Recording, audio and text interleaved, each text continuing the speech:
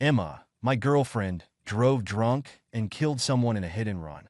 I took the fall for her and went to jail in her place. She said she would marry me when I got out. I believed her. But as soon as I went in, she jumped into bed with my uncle, Steve. Before I could even accuse her of breaking her word, she started blaming me.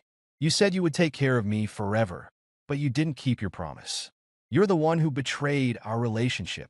After I got out of prison, she and Steve kicked me out of my home, stole my family business, and caused my death. Don't blame me. You have to die, so I can be happy.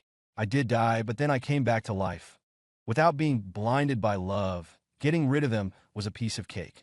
When Emma asked to borrow my car, I realized I had been reborn. The excruciating pain of being crushed to pieces still lingered in my body. And here I was back to before everything happened. Jake, I'm going to Ashley's birthday party tonight. Can I borrow your car? I want the red Ferrari. Emma, my girlfriend, stood before me, speaking to me in a commanding tone. If this were the past, I would have definitely agreed. When I was a kid, I accidentally fell into a lake, and she was the one who called for help to save me. From then on, she became the ideal woman in my heart. So I begged my parents to sponsor her education all the way through college. In college, I confessed my feelings to her, and she accepted. Having won over my ideal woman, I naturally granted her every wish, every request. In our 2 years together, I never refused her any demand. In my past life, right up until the day she betrayed me, I truly loved her. But my love for her came at a terrible price. I took a deep breath, suppressing the surging hatred in my heart and the urge to strangle her. I told myself not to rush, not to ruin my own life because of such a person. I forced myself to calm down before speaking. Emma, it's not that I don't want to lend you the car, but you just got your license. It's not safe for you to drive alone. She didn't expect me to refuse her. She was stunned for a moment, and her face instantly turned cold. Jake, Ashley's boyfriend, just bought her a car. I'm just asking to borrow yours for a bit, and you're not willing? I suppressed my disgust, touched her head, and gently explained, I already told you it's not that I don't want to lend it to you. I'm just worried about you driving alone. How about this? Where do you want to go? I can drive you there. She brushed my hand away. Forget it if you don't want to lend it to me. I'll figure something out myself. Then she turned and left.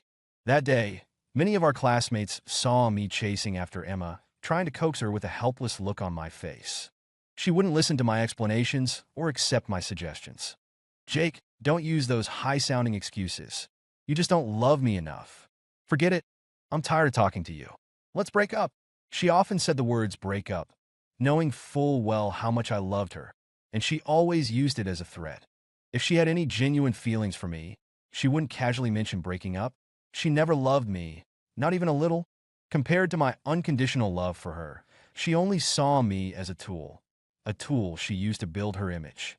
The person she truly loved was my uncle, Steve.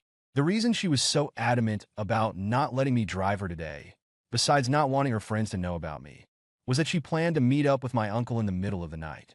In my past life, I would have given in to her threat and lent her the car. And because I lent her the car, not only was an innocent life lost, but my own life was also headed for destruction. This time, I would not repeat the same mistakes. In my past life, they took everything from me. In this life, I will destroy everything they want. Fair enough, right? In my past life, I initially didn't agree to lend Emma my car either. It wasn't until she threatened to break up with me that I agreed to lend it to her. That day, her friend's birthday party went on until almost dawn. She drove to meet Steve, only to find him with another woman. In a fit of rage, she sped off, ran a red light, and killed a sanitation worker who had just started his job. She didn't call the police or an ambulance. Instead, she abandoned the car and fled. She found me and begged me for help, crying, Jake, you have to help me. You have a powerful family background. As long as we pay enough compensation, nothing will happen, and this won't affect your future. But I'm different. I was drunk driving. I'll definitely go to jail, and my life will be ruined. Jake, you said you would do anything for me. You said you would take care of me forever. Please take the fall for me. I hesitated for just a few seconds, and she became hysterical. This is all your fault anyway. If you hadn't lent me the car, I wouldn't have killed anyone. It was your car. You should be responsible. After yelling, she grabbed my hand and cried pitifully. Jake, don't you love me the most? If you take the fall for me, I'll marry you when you get out, okay? In my past life, I was so deeply in love and incredibly foolish that I actually agreed.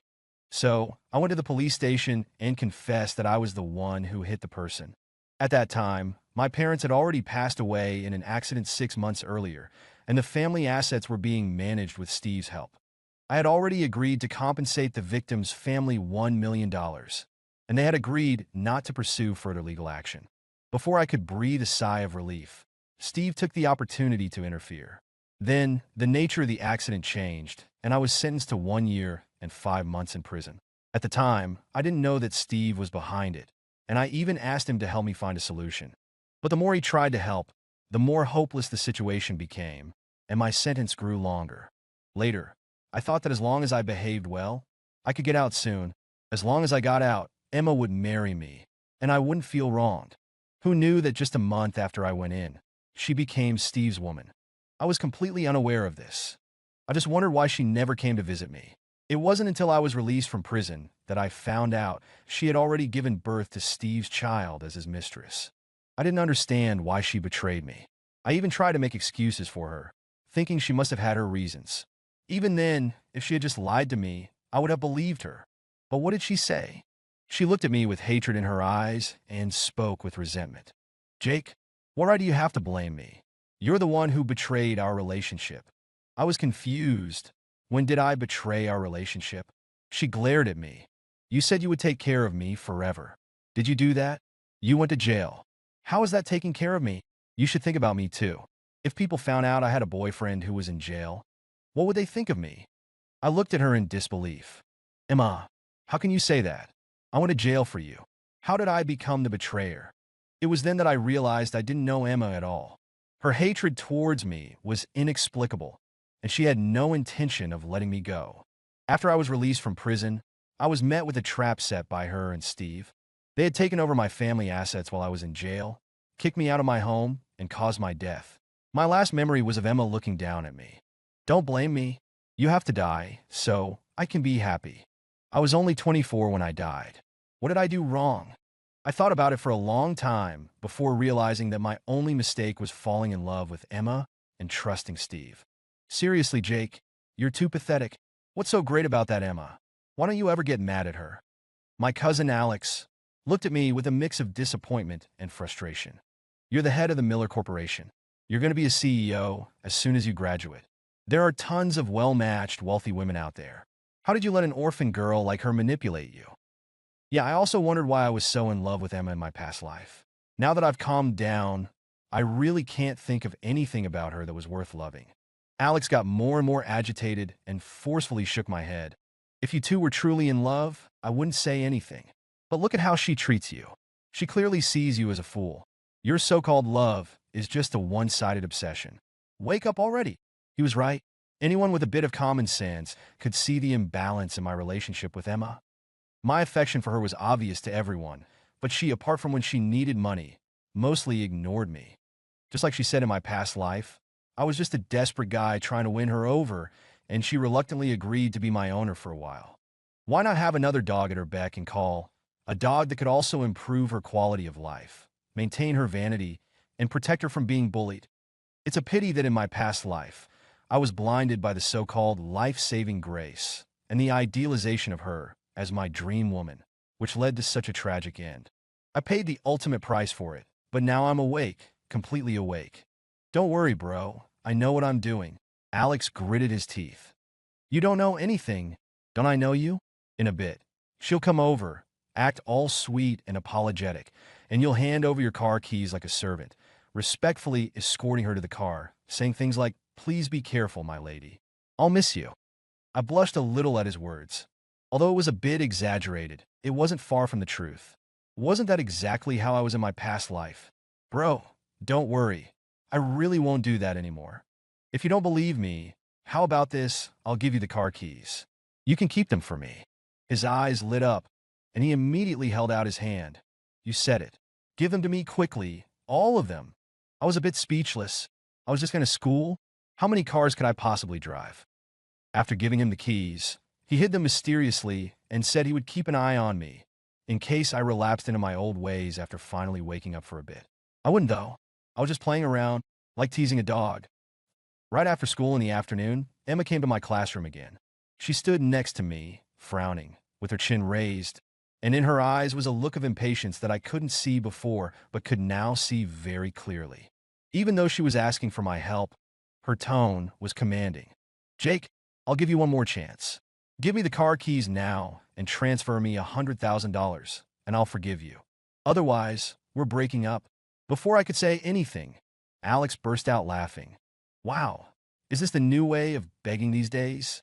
Then he stood up and imitated Emma's posture, saying to the classmate next to him who was packing up, Give me your car now and transfer me $100,000, or I won't sit with you anymore. He actually did a pretty good impression. The classmate's mouth twitched. Get lost. Alex dramatically fell onto the desk, rolled into the classmate's arms, and wiggled his eyebrows. Okay, I'll roll, okay? Then they started playfully wrestling. I couldn't help but laugh. Emma, feeling ignored, was furious. She grabbed my book and threw it on the ground. Jake, what do you mean by this? Are you deliberately trying to humiliate me? I finally looked up at her and showed a timely expression of confusion. Emma, why would you think that? My brother was just joking. Don't be mad.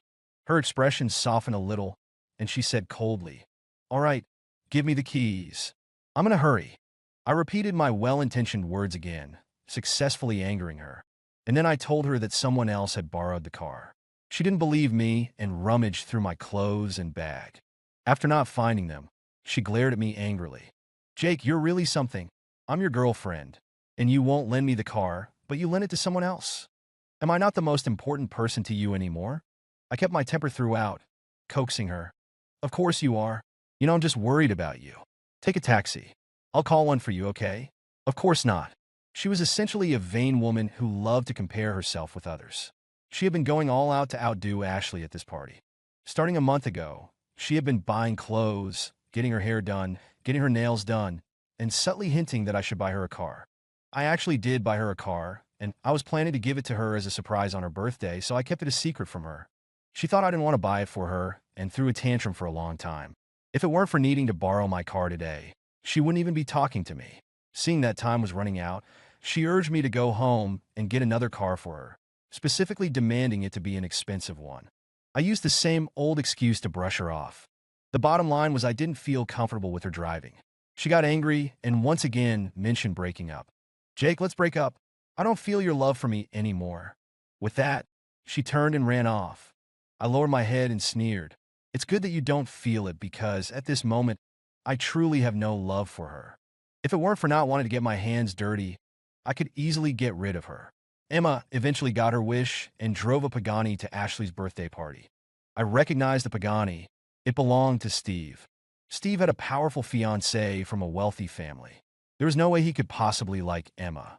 To him, Emma was just a tool to deal with me. Using a woman to keep me in check saved him a lot of trouble. But Emma didn't understand this. Like me, she was also blinded by love, and Steve was her true love. So, she willingly became my nominal girlfriend, with the purpose of keeping me tied down, making me neglect my family business, and then finding the right opportunity to destroy me. It was my own fault for being so foolish, valuing the so-called life-saving grace, and giving a woman everything she asked for. Actually, Alex was right. What kind of woman couldn't I have?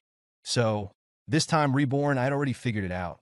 That night, while they were reveling, I wasn't idle either. What was Emma? The mastermind behind all of this had always been Steve. Steve was the illegitimate son of the Miller family. He was only temporarily managing the Miller Corporation. The real person in charge was me. In the end, he was just working for me, and I could take back the power from him at any time. In my past life, I was stupid and unlucky, which is why I lost to him. But now, dealing with him was simply too easy. He wasn't clean, and I didn't have the patience to play games with him. I just gathered all the evidence and threw him in jail. Hurry to the accident center. I was drunk driving and got into an accident. I've been detained. When I received Emma's call, I had just gone to bed not long ago. Even though I was very tired, it couldn't suppress the joy in my heart. Looks like she still got into trouble. That's great. Yesterday, I specifically texted her, reminding her not to drink and not to take Yin Yin Road, and I even told her that the traffic police were checking for drunk driving there. It was impossible for her not to drink, but she didn't take Yin Yin Road, so the sanitation worker escaped that fate. But just like in my past life, she still ran into Steve with another woman. In her anger, she drove away and crashed into the door of a roadside breakfast shop, injuring a passerby. She wanted to escape, but that street was crowded in the morning, and she was surrounded by people, unable to get away. Now, she had to pay a $5,000 fine. Her driver's license would be suspended for 6 months. She faced compensation for the shop's damages and the passerby's medical expenses, and she would be detained for 15 days. I said with feigned concern, "I told you not to drive. See, now you're in trouble." She was furious and yelled at me over the phone. "What's the point of saying that now? Hurry up and come pay my fines and compensation, and find a way to get me out of here." I sighed.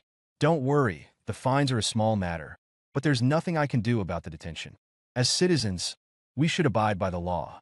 You made a mistake, and you should take responsibility. Emma, it's just 15 days. You'll be out soon. When you get out, I'll make it up to you."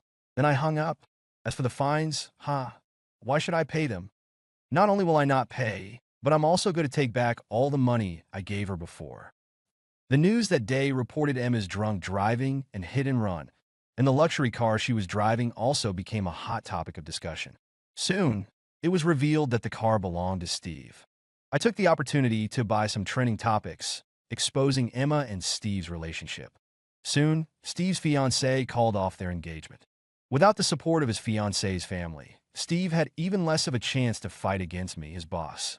He was furious with Emma and naturally wouldn't help her. That's when Emma had no choice but to turn to me, but I had no intention of helping her. So, she was detained for 15 days. The first thing she did when she got out was to confront me. "Jake, I'm so disappointed in you. I'm your girlfriend, and you just watched me get detained without doing anything. What kind of man can't even protect his own girlfriend? Break up. I don't want a useless man like you." She didn't leave after saying that. Instead, she looked up at me, waiting for my response, or rather, waiting for me to apologize and compensate her. Unfortunately, she was bound to be disappointed. I haven't been idle these past 2 weeks. Now, everyone in the school knew what kind of person she was. So, before I could even speak, the surrounding classmates couldn't stand it anymore. "Emma, how dare you blame Jake? He already told you not to drive and reminded you not to drink. You didn't listen and insisted on doing it. Whose fault is that?" Emma exploded when she heard this. "If he had come to pick me up that day, I wouldn't have gotten into an accident. It's all because he doesn't care about me." Alex couldn't hold back anymore. "Are you shameless? You were driving your lover's car, and you wanted your boyfriend to pick you up? Are you insane?" Emma was flustered for a moment, but quickly composed herself and retorted, "Lover? Don't talk nonsense. Mr. Miller and I are innocent." As soon as she said that, someone refuted her. "Do you really think everyone else is a fool? The video of you and Steve has already been exposed, and you still won't admit it." Even so, Emma remained stubborn. She gritted her teeth and said, "It's none of your business. Jake, I'm asking you, do you believe me or not? If you don't, then let's just break up." Just as I was about to agree, Alex pulled me behind him. "Break up then? Whoever doesn't is a dog." "No, wait. You already broke up with Jake before you were detained." He held out his hand to Emma. "Everyone here can be a witness. Emma and Jake are officially broken up. So, Emma, please return Jake's bank cards to him in front of everyone. Yet give him back his cards first. Return the cards." From the day Emma agreed to be my girlfriend, she took my bank cards and demanded that I unlink them from any online payment services. That meant only she could use those cards. Even I, the owner, couldn't use them. She originally wanted me to hand over all my bank cards, but I kept one card on me so I could surprise her with gifts anytime. The fact that I handed over my bank cards for love was quite a hot topic at the time. Many netizens were looking for a boyfriend like me. She used my money to create the image of a rich girl, but was stingy towards me. In our 2 years together, she never bought me a single gift. Even though she had my cards, she still made me pay for our daily expenses. Once, when we were shopping, she went straight to a certain counter and said she had reserved a bag and wanted me to pay for it. The bag cost over $300,000. I jokingly said I didn't have any money and asked her to pay with her card. I thought, since the card she ever mine anyway, it was still my money, so it wouldn't matter if she paid, right? But she yelled at me in a store. No money? Jake, do you think I'm stupid? Your company is a listed company. They must be transferring money to you all the time, right? Don't you want to buy it for me? Let me tell you, I don't care about your stinking money. If you don't want to buy it, fine. I'll buy it myself. I was a bit angry at her outburst at the time, thinking, how can you buy it yourself when you don't have a penny? I was about to leave to cool down when she softened her tone. All right, I'll give you one more chance. Buy me the bag, and I'll forgive you. You know, I'm giving you a way out. If you don't take it, you'll lose your chance. Break up or pay. Choose one. Love makes people blind, and since I really wasn't short of money, I naturally indulged her. Now that I think about it, what the hell was I thinking? Upon hearing that she had to return the bank cards, Emma immediately became unwilling. She composed herself and looked at me with annoyance. Jake, I'll give you one more chance, if you pay the compensation for me. I stepped out from behind Alex and interrupted her. You don't need to give me another chance, Emma. Give me back my cards, and we're breaking up. She froze, looking at me in disbelief.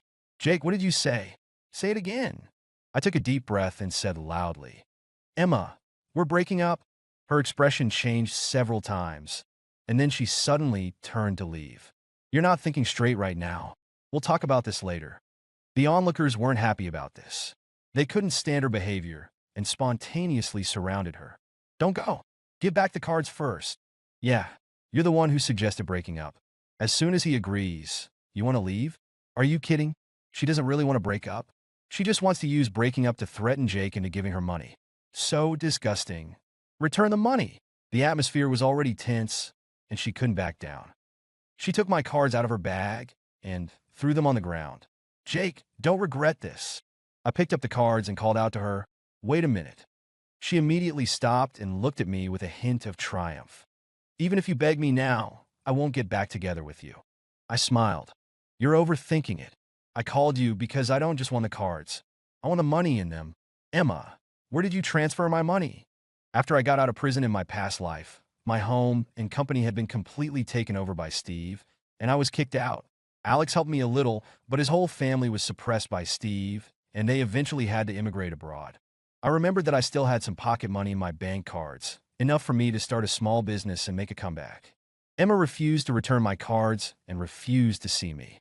With Steve's numerous interferences, I struggled to get a new ID and bank cards. But when I checked, I found out that all the money in my cards had been transferred out by Emma, and it happened just a few days after I gave her the cards. She transferred all my money to her own account. When I asked her for it, she told Steve that I was harassing her. Steve gave her an idea on how to deal with me herself. Soon after, she asked me out to meet, and then she drove a car into me. I will never forget the pain of the car repeatedly running over my body, my bones being crushed inch by inch, my internal organs bursting, my flesh turning into a pulp. I died such a miserable death. How could I let them off the hook? Seeing that I was determined to get the money back, Emma panicked. Amidst everyone's condemnation, she looked at me with humiliation. I know you can't bear to break up with me, so you're using the money to threaten me. Then let's not break up, okay? Then she tried to leave. I said coldly, Emma, I'll say it again. Give me back my money. I never expected that Emma, in order to avoid returning the money, would actually call the police. In her words, money given from a boyfriend to a girlfriend doesn't need to be returned. Her shamelessness was truly astounding. But this money, she had to give it back, whether she wanted to or not. I bought her some more trending topics, making her famous, and I even hired internet trolls to speak up for her and support her actions. As expected, she immediately spoke out online, flaunting her skewed sense of morality. It's only natural for a boyfriend to spend money on his girlfriend. There's no reason to ask for it back after breaking up. I don't need to tell you how disgusting such a man is. Actually, I don't care about that stinking money. I just can't stand his actions. He didn't spend much money on me when we were together, and he didn't buy me many gifts. Most of them I bought myself. He didn't fulfill his responsibility as a boyfriend. So why should I return the money to him? And I've been with him for 2 years. He wasted 2 years of my time. It's only right that I take some compensation for my youth. She deliberately tried to mislead people, portraying me as a stingy man so that the public would side with her. I wasn't in a hurry. When the public opinion reached its peak, I calmly responded. First, I posted a list of all the gifts I had bought her in the past 2 years, totaling $26 million.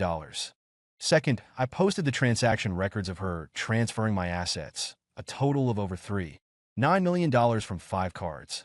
Third, I exposed the fact that she had been having an affair with my uncle while dating me, and I also posted the video of her using the threat of breaking up to demand money from me. One by one, each piece of evidence completely shattered her lies. She loved her reputation, right? Then I would tear it to shreds. Public opinion instantly reversed. What kind of person is this? Spending her boyfriend's money, secretly transferring his assets, and even cheating on him with his uncle. This is truly eye-opening. What kind of time management master is she? Even managing the relationship between uncle and nephew. She's a disgrace to women. Am I the only one who noticed that her boyfriend is really rich? Who keeps up much money in their bank cards? Look at his last name. It's Miller, get it? Oh, the Miller Corporation? What else did you think? To them, this is probably just ordinary pocket money. The police initially thought it was just a small squabble between a couple, but when they found out that Emma had transferred millions of dollars from me, they were stunned and immediately ordered Emma to return the money to me. Otherwise, I could sue her for illegally transferring someone else's assets, and the court would enforce the judgment against her. When Emma saw that I was serious, she got anxious. She didn't want to return the money, so she thought about getting back together with me. I take back what I said about her caring about her reputation. She had no shame at all. Her attitude when she tried to reconcile with me was also ridiculous. That day, she came to my class again, and amidst the curious and disdainful gazes of everyone, she walked up to me. With red eyes, she took my hand and shook it like a spoiled child. Jake, I was just throwing a tantrum. Why did you take it so seriously? Let's just let this go. I won't have anything to do with your uncle anymore. Don't be mad at me, okay? She wanted to continue her relationship with Steve, but he was too busy dealing with his own problems to pay attention to her, so she came to reconcile with me. She spoke in a soft, gentle voice. I'll have dinner with you tonight at that couple's restaurant you mentioned last time, as an apology. Okay. I pulled my hand away and wiped it with a wet wipe. What? Do you think you're some kind of important person? That having dinner with you is worth millions of dollars? The class erupted in laughter. That's hilarious. Alex was right on the money. Alex laughed scornfully. Of course. I can see through these gold diggers easily. Emma, have some shame, will you? Why do you think Jake would want to use you like you? He's already being kind by not suing you. Don't push your luck. Seriously, having dinner with you is supposed to offset a debt of millions? Who do you think you are? Amidst everyone's jeers, I looked up at Emma, whose face was contorted with anger. Transfer the money to me by 8 o'clock tonight. Otherwise, don't blame me for what happens next. She looked like she was about to cry. Are you really going to be this heartless? This is being heartless? Compared to her, it's nothing. Seeing that I was unmoved, she brought up the past. Don't forget, you almost drowned, and I was the one who called for help to save you. I'm your lifesaver. Even if we don't get back together, that money can be considered as repayment for saving your life. From now on, we're even. She turned to leave, but I stopped her. Emma, do you really think I don't know how I fell into the water? Her face turned pale instantly. Before I died in my past life, she told me herself. Back then, she saw that I was wearing expensive clothes and came up with the idea of using her so-called life-saving grace to get something from me. She pushed me into the water when I wasn't paying attention and then called for help to save me. I regarded her as my lifesaver, and my parents sponsored her education and gave her a substantial monthly allowance. But she was never satisfied.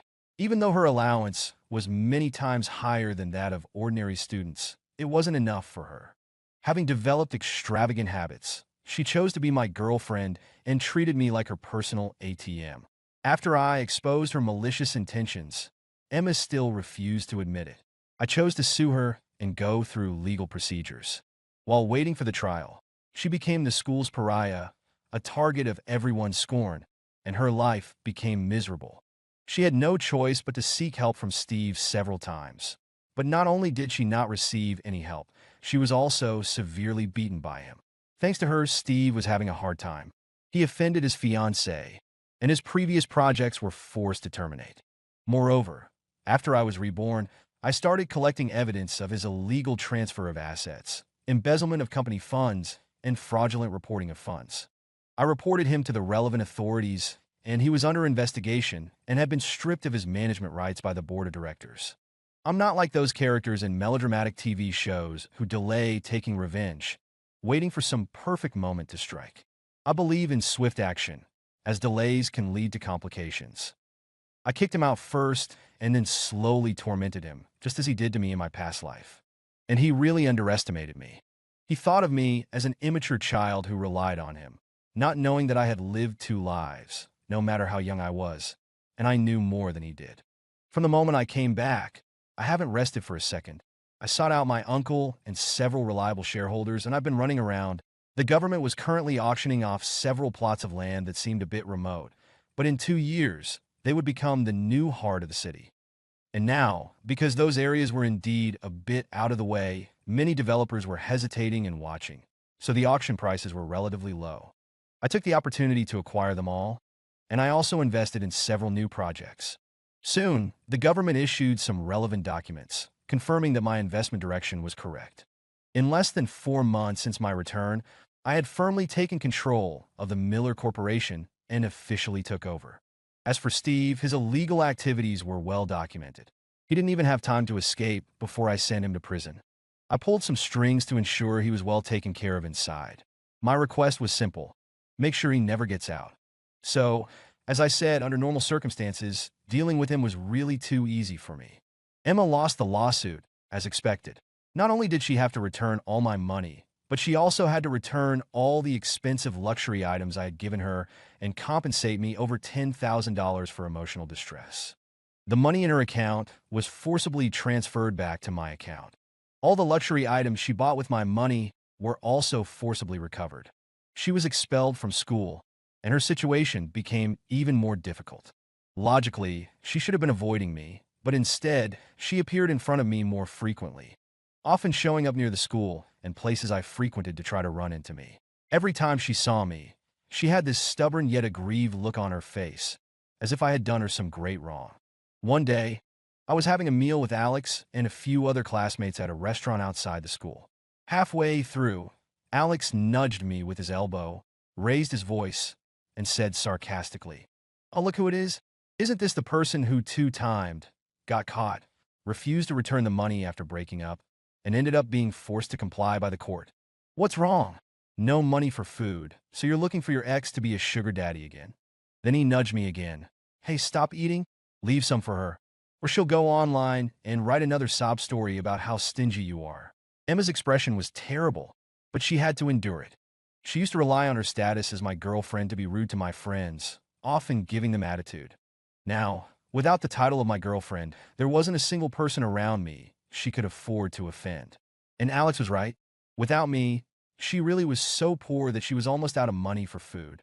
I had spoiled her for 2 years, and with Steve's help, she had become accustomed to a life of luxury where she didn't have to lift a finger. How could she adapt to working and earning money herself? So, for the past few months, she had been going from man to man, but there's a difference between being a plaything and being someone's true love. No one would be as generous to her as I was. Plus, her birthday was coming up. Her vanity wouldn't allow her to have a birthday party that was inferior to her friend Ashley's.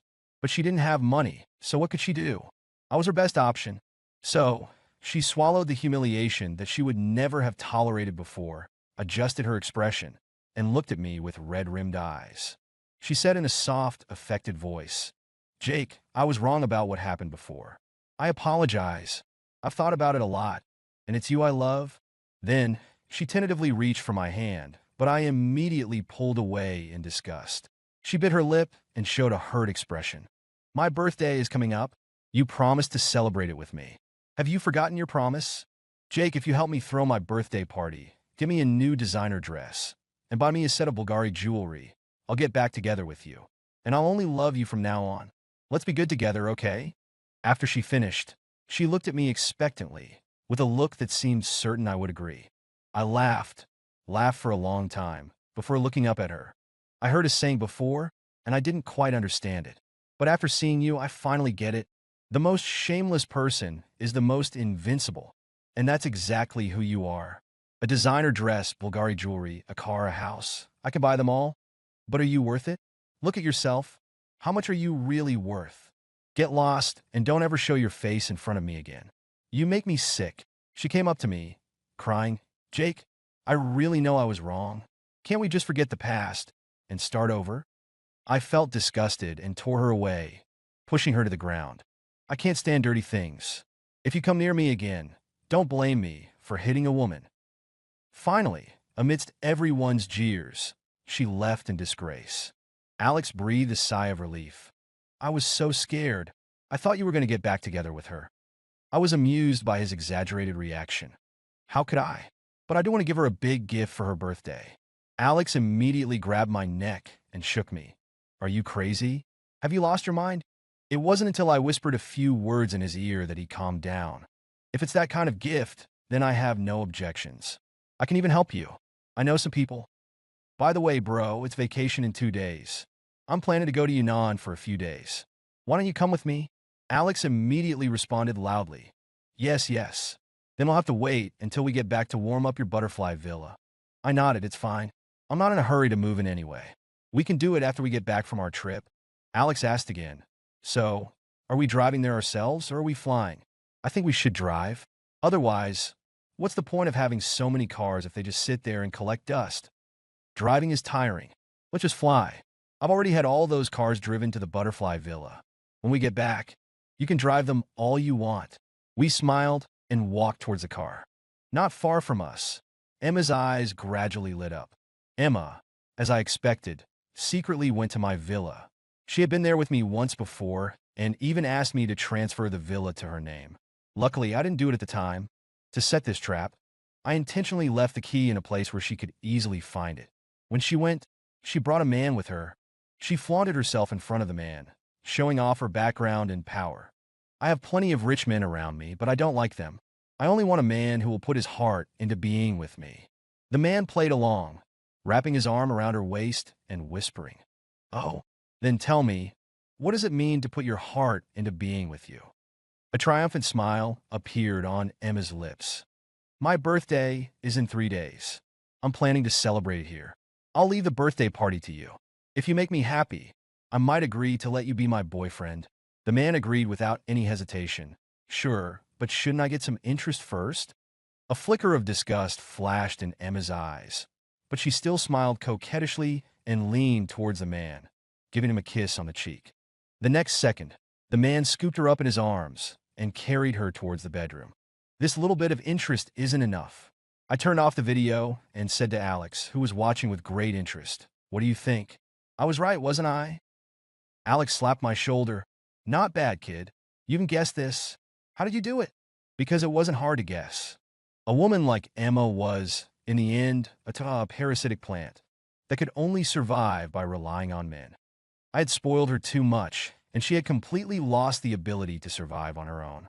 Now, if she wanted to maintain her dignity, she had to find another man. She was very confident in her looks and her methods. She believed that if she could manipulate me, she could manipulate other men.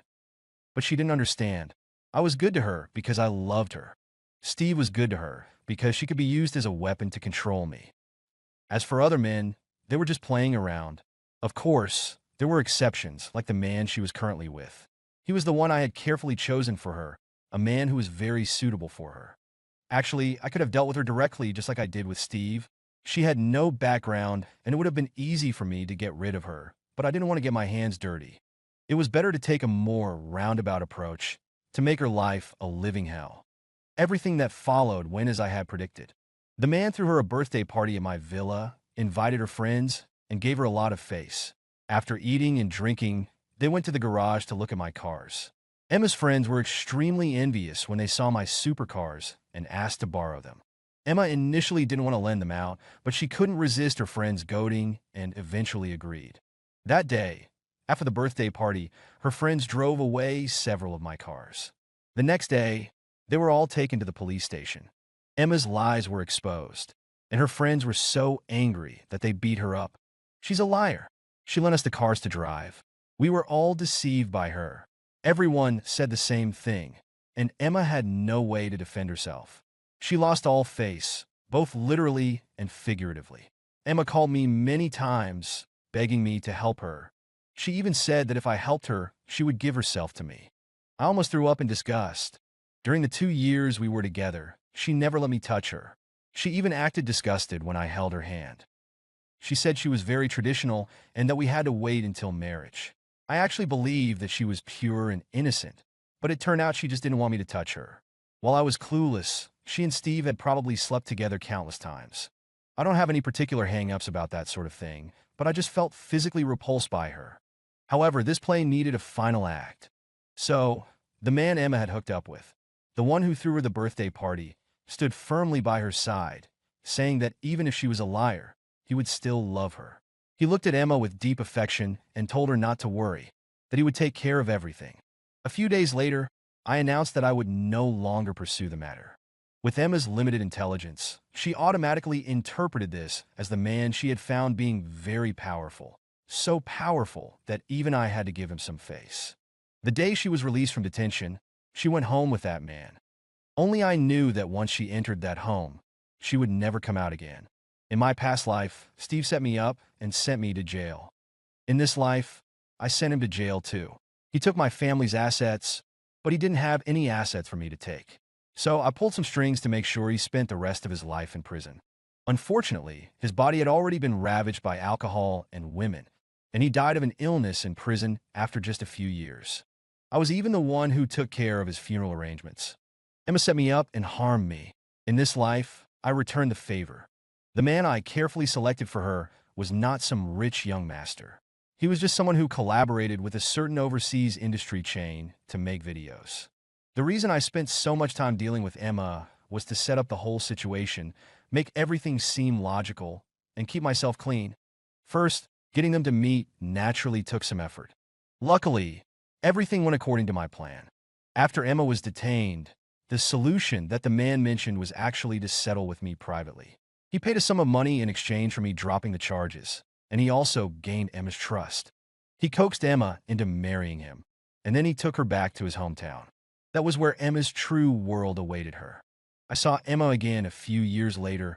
The police had busted a video production ring involved in illegal activities, and she was one of the captured actresses.